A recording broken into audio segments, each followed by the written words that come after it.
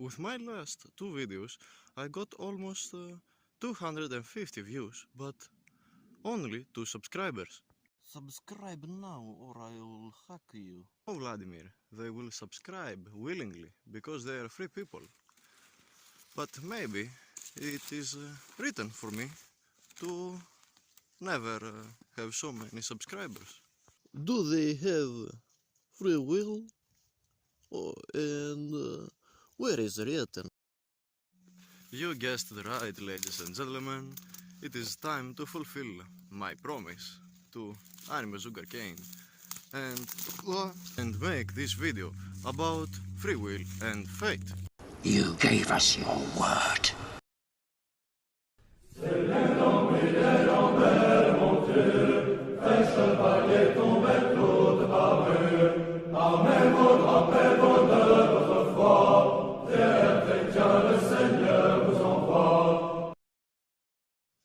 As we said in a previous video, God must be infinite in order to be God. Since God is infinite, then there can be no place or time frame in which God does not exist.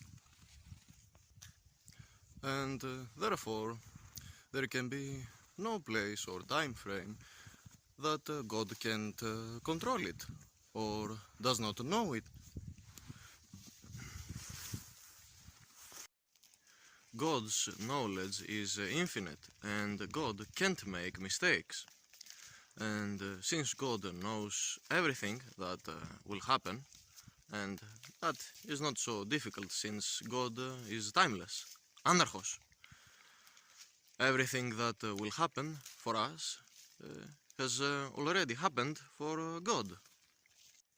So, it is impossible for something to happen that is not inside God's knowledge.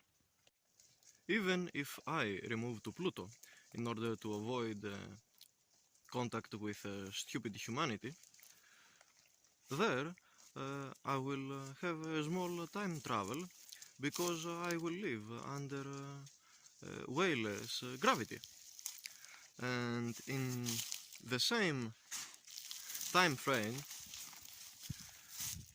the time for me will move very slowly rather than the time on Earth.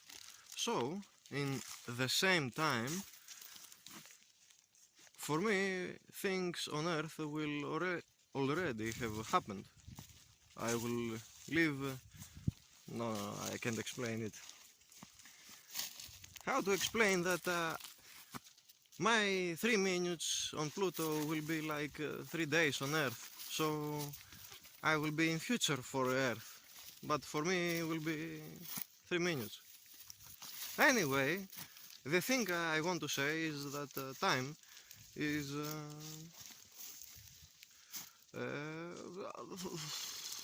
a thing that humans can use in order to communicate as long as they live on Earth. Fuck it.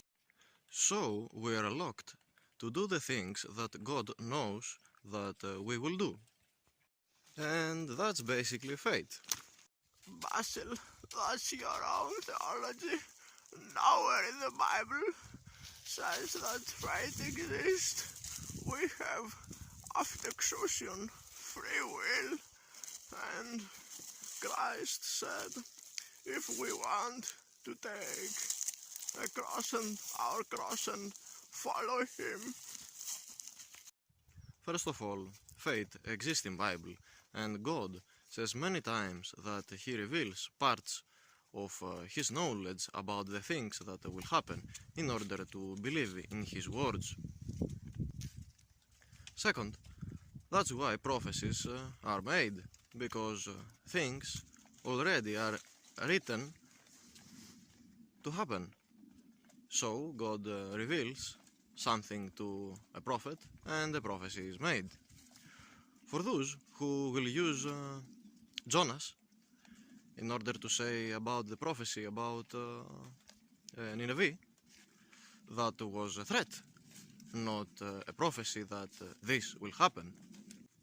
The prophecy was regret what you have done, or you will face the consequences. that's not a prophecy, that's a threat.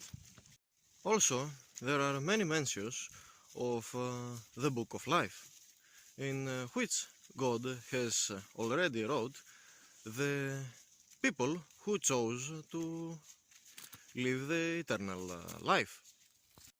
As for those who want to follow Christ, to take their crosses and follow Christ, Christ himself said in the Gospel that these people are chosen, and many other times he mentions the chosen ones.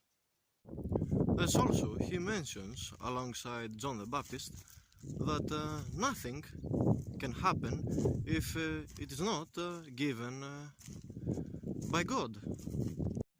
But Basil, that makes us soulless robots of God, not free human people.